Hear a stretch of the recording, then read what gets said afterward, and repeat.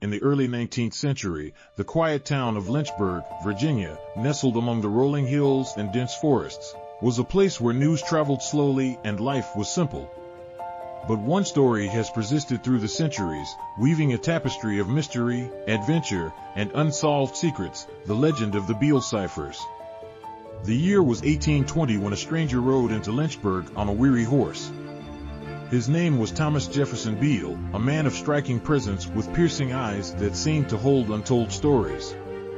Tall and broad-shouldered, Beale carried himself with the confidence of someone who had seen the world and held its secrets close to his chest.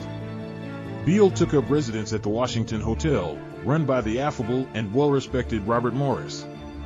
Morris was a man in his 50s, known for his warm hospitality and keen interest in the tales of his guests. The two men struck up an unlikely friendship.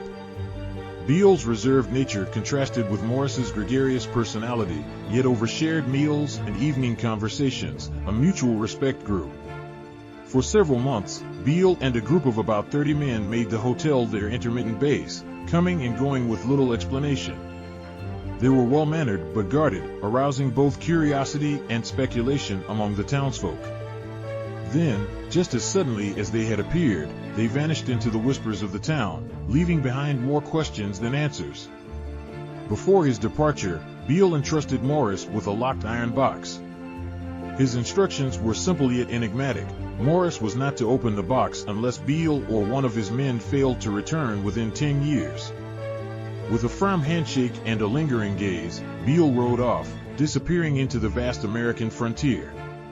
Years passed, and the iron box gathered dust in the corner of Morris's office. At first, he thought little of it, confident that Beale would return. But as the months turned into years, curiosity gnawed at him. Who was Thomas Beale, really? What was in that box? In 1845, well beyond the agreed decade, Morris could resist no longer. With careful hands, he unlocked the box, revealing a cache of papers. Among them were 2 letters from Beale and 3 pages filled with numbers, a baffling cipher. The letters unfolded an astonishing tale. Beale wrote of a hunting expedition in 1818 that led him and his party westward, where they stumbled upon a rich vein of gold and silver in what was then Spanish territory, present-day New Mexico. Recognizing the immense value of their find, they mined the precious metals over 18 months, amassing a fortune beyond their wildest dreams. Concerned about the perilous journey back and the threat of bandits, the group decided to transport the treasure east in secret, ultimately burying it in a secure location in Bedford County, Virginia. The ciphers were meant to convey the exact location of the treasure, a description of its contents, and the names of the 30 men involved, along with their next of kin. Beale entrusted these coded messages to Morris, a man he deemed honorable and trustworthy, to ensure that if misfortune befell them, their families would one day claim their rightful inheritance. Morris was captivated. The promise of unimaginable wealth and the responsibility entrusted to him weighed heavily on his mind. He dedicated himself to deciphering the codes, but despite his best efforts, the numbers remained an indecipherable labyrinth. The complexity of the ciphers was beyond his abilities, and after years of fruitless attempts, he confided in a close friend, seeking assistance.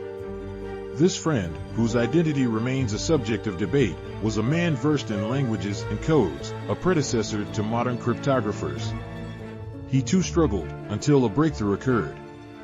Using the Declaration of Independence as a key, he managed to decode the second cipher.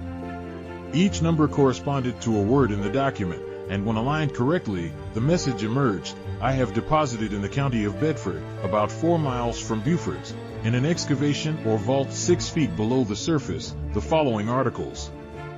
The message went on to list the treasure, thousands of pounds of gold and silver, and jewels obtained in St. Louis, collectively worth millions by today's standards. However, the first and third ciphers, revealing the exact location and the names of the heirs, remained unbroken. Without them, the treasure's whereabouts stayed hidden, tantalizingly out of reach. Robert Morris passed away in 1863, never having unlocked the remaining secrets. Before his death, he entrusted the letters and ciphers to James B. Ward, a local businessman and friend. Ward was a determined and meticulous man, intrigued by the mystery that had consumed Morris. In 1885, Ward published a pamphlet titled The Beale Papers, sharing the story and the ciphers with the world. He hoped that someone, somewhere, might succeed where he and Morris had failed. The publication ignited a firestorm of interest. Treasure hunters, cryptographers, and adventurers descended upon Bedford County. The allure of hidden wealth spurred many to action. They scoured historical documents, tested countless books as potential keys, and dug holes across the countryside, much to the chagrin of local landowners. Among these seekers was George Hart, a schoolteacher with a penchant for puzzles. Hart was convinced that the key lay in a specific edition of the Bible popular in Beale's time. For years, he labored over the ciphers, his nights consumed by candlelit study. Yet, like those before him, the codes eluded his grasp. Then there was Emily Thornton, a mathematician from Boston. Analytical and relentless, she applied emerging statistical methods to the ciphers, hoping modern techniques might succeed where traditional approaches had failed. Her calculations filled notebooks, but the patterns remained elusive. As the years turned into decades, the Beale ciphers took on a life of their own, becoming part of American folklore. The personalities of those who sought the treasure were as varied as their methods, some driven by greed, others by the challenge, and a few by the romantic notion of uncovering a piece of history. Skepticism grew alongside fascination.